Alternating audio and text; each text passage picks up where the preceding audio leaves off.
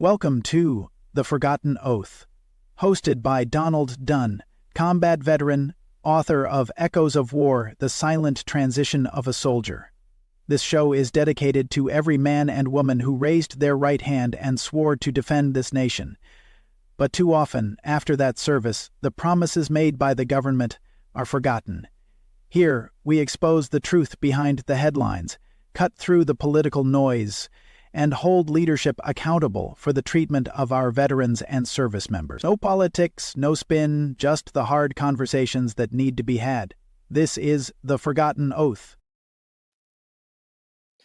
Hey, welcome everybody. I'm glad y'all are here. Hope you're doing well, man. Appreciate everybody that's been leaving feedback and commenting and liking. I'm glad to see it, and I hope it continues. This episode is going to be kind of similar to the last one. It's kind of like a part two. Some new things came out that I want to get into. So let's do it. So we all talked about the big, beautiful bill, right? And there is some beautiful things about it. And then there's some shakiness, right? And unfortunately, I think our VA system might be getting the shakiness. So it talked about how the VA is going to partner with HUD. It talked about the fact that we're going to do some stuff for homeless veterans, right? Wasn't any details, wasn't kind of, it just says, hey, we're going to give 1.8 billion, I think it was, to the VA to put just strictly towards housing veterans. And there is a program out there currently that does it. And there, I do know people that have gotten help on it, and there is a lot of red tape to it, but they can say that they have helped veterans with the program because it has. But now it's going to partner with a civilian agency, right? Works with the government, HUD, deals with low-income housing type stuff. So I think at the end of the day, we're going to put two programs together that is not exactly great, but does kind of help people. And I don't know that these two things are going to make a positive. It's kind of ironic, right? So there's even those questions before we even get into some news that I came across upon. If you have a program that's already not great, and then another agency comes in behind you and says, you need to lay off 83,000 positions. That's 83,000 people who will be looking for work in your neighborhood. It is a lot of people. Now, granted, it isn't maybe a lot in comparison, right? And let me break these numbers down for you. So the current workforce for the VA is 482,000 employees. It's a lot. Now, take away the 83,000. That leaves you with 399,000 positions. If you take that away, that brings you back down to 2019. I can tell you, since 2019, there has been improvements in the VA system. So, to say that, there's been improvements that necessarily the VA didn't participate in, though. Let me be clear about that. One of the big ones that I can think about, it happened last year. 2024, I don't remember the month, they made it to where any veteran that is having a mental health crisis can go to any hospital, tell them you're a veteran, and get up to like 30 days of inpatient care if needed, and like 6 months or a year of outpatient therapy through civilians, doctors, your choice, right? And they did that in hopes to get more people to ask for help because of the red tape and the problems that go behind the scenes of the VA. So it brings me back to my question. Is the problem the fact that we've got too many people? Or is the problem more so that the system is set up with so many checks and balances that the red tape becomes very tiresome? Either way, as a government, you chose to put people on ground in Vietnam. And let's just be honest, you didn't uphold the oath and the promises for those guys until your hand was forced. And it's still not great. It's way too late. However, at the end of the day, we go into a new era. So you chose to put people on ground.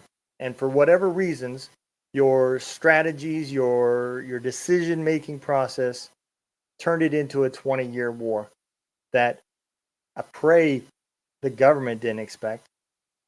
Because if you did, then that tells me that you had other underlying issues than just dealing with terrorists and the Taliban. However, we learned real quick that this was not going to be an easy war. Anybody on ground knew that. It didn't take long. Especially if you were on the special operations side, because you were put in front of the war. So we took and put a leading department of our force that is the smallest, most elite, but smallest, in a country and said, I want you to get rid of Osama. And then we discovered there's no borders.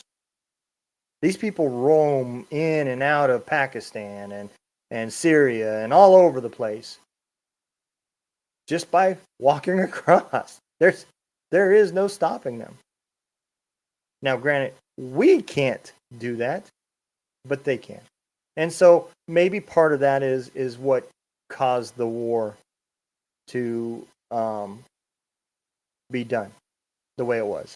However, at the end of the day, the first thing we should have done was secure the borders, and we didn't do that.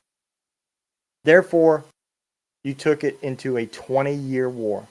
So I personally know veterans that came in, volunteered, and knew what they were going to do, and spent a 20-year career fighting the same war. Insane. Absolutely insane. Now, let's talk a little bit about what that means. That means in a force that has already been reduced prior to 9/11, we are now putting ourselves into a reactionary situation versus a proactive situation. So now we're ramping up and recruiting anybody and everybody. Now, granted, it was the easiest time for the veterans to be able to get enlisted. The recruiters had no problems. There was lines out the door. So people knew what they were getting into. They didn't know what it was going to be. They thought they knew. And they knew what the ultimate cost could be, right? And they were also told what they're going to get. Now, I'm not here to tell you that the government didn't give you what they promised. However, it's kind of like the deal with the devil. It's never as good as it seems.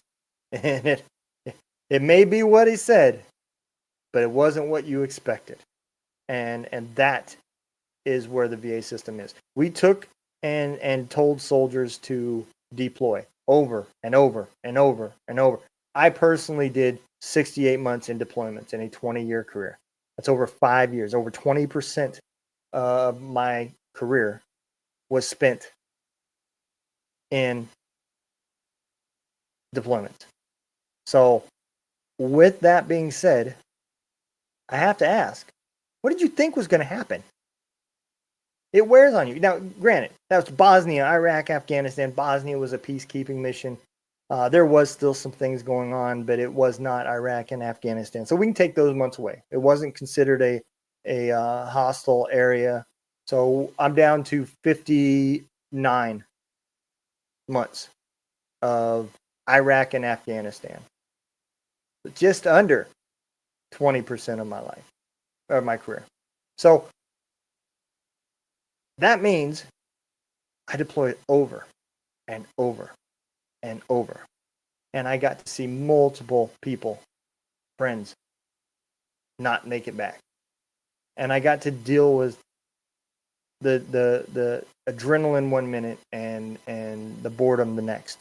And your emotions constantly going high, low, you know. And then put on a smile and a joke about it, because I can't let anybody know that I was scared or I was broken. And those are the problems that are not being addressed. So maybe the government knew what was going to happen. Maybe they did know it was going to be a 20-year war. Maybe they did know that there was going to be wear and tear on the soldiers and our forces. But they did nothing to prepare the VA for it. All right. Now, granted, you also are dealing with two separate generations that was in this war. And you cannot do that either. All right. The same way you reach the Vietnam era veterans is not the same way you're going to be able to reach me.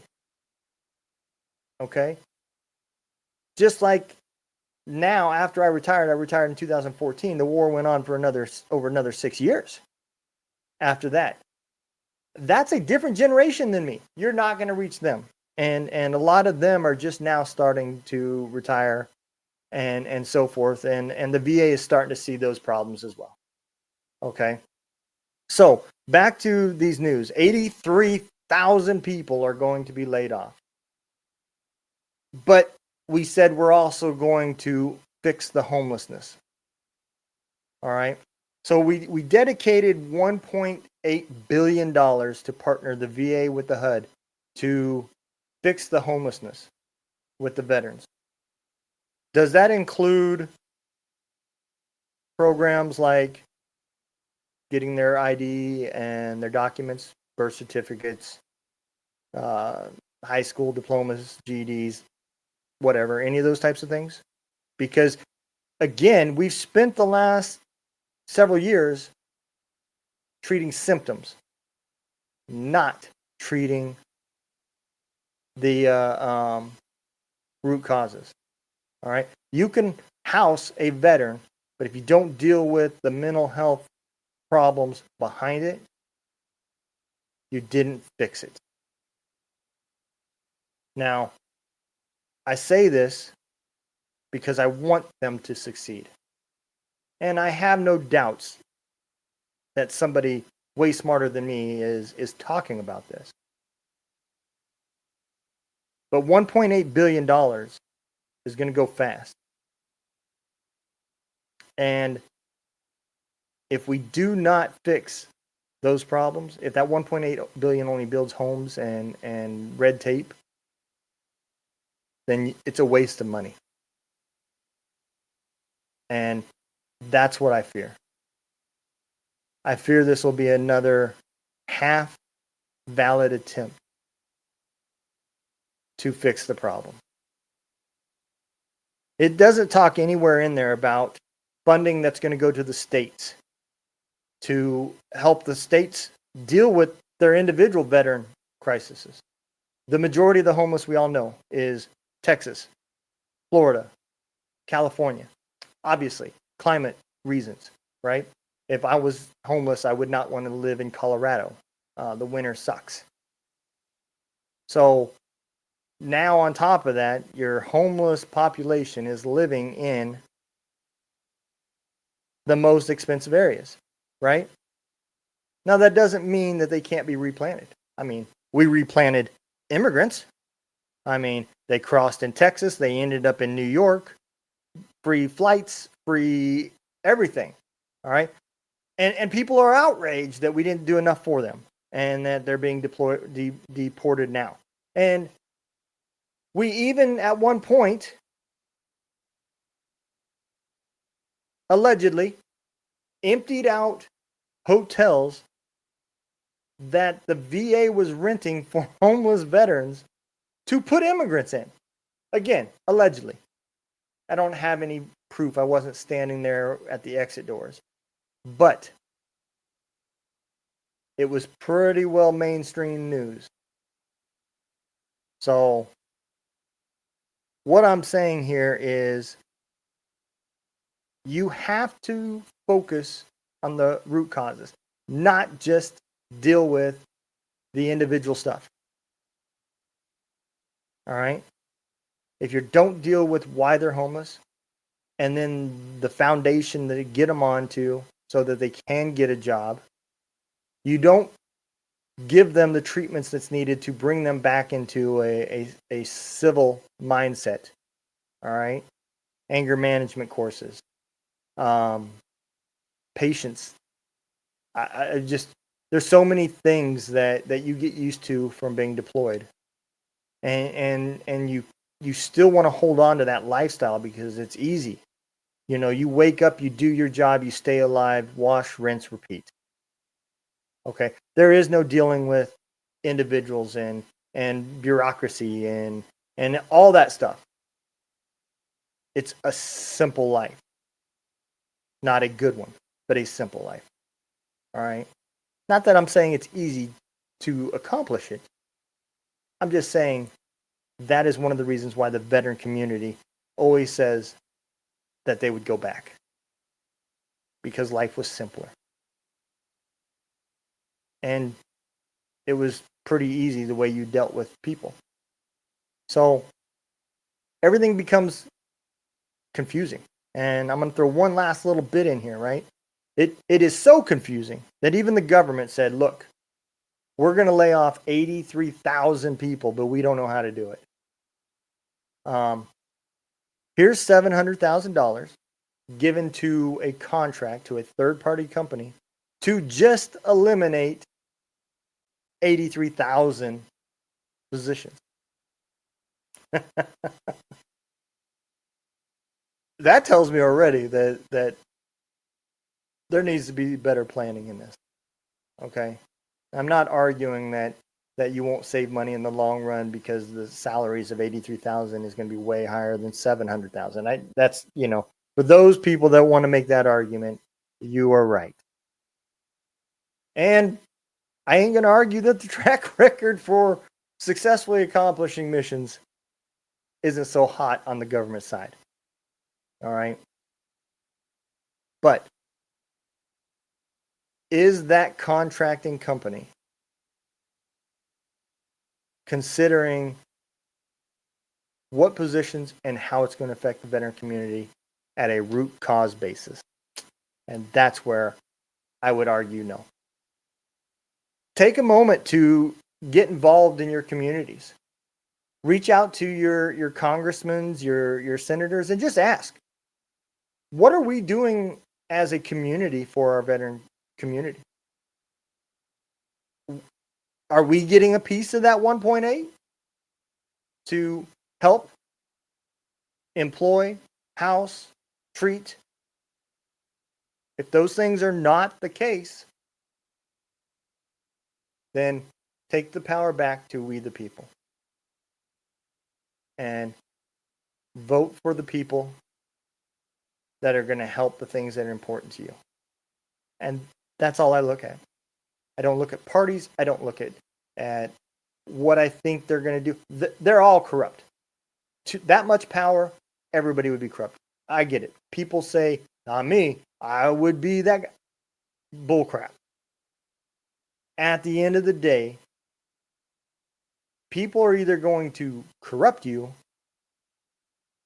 or trick you into doing corrupt shit. It's that simple. And that's the reason why it doesn't matter the party. It doesn't matter Republican, Democrat, Independent. Power, historically, will ruin a person. So what you have to do is you have to focus your voting to the things that are important to you. And then hold them accountable. That's all we can do as a community, what so many other communities have done to get their way. It goes back to thinking, reacting, and caring. I hope y'all enjoyed this show. Make sure y'all like, subscribe, comment. I'd love to hear what you have to say, good or bad. I am always open to having a little bit of a debate, civil, not argued and name calling and unfriending you on Facebook and those types of things. That era is gone. We now need to heal and do the right things. It's important. And that's the only way we're going to hold people accountable and get things changed and fixed. So y'all take care. Be safe. Make sure you kick the day's ass. Don't let the day kick your ass. Thanks for joining me on The Forgotten Oath. If you believe these conversations matter, if you believe our veterans deserve better, help us grow this mission. Hit that subscribe button, leave a review, and share this episode with others who care. Every subscriber helps amplify the voices of those who served. Until next time, stay strong, stay vigilant, and never forget the oath.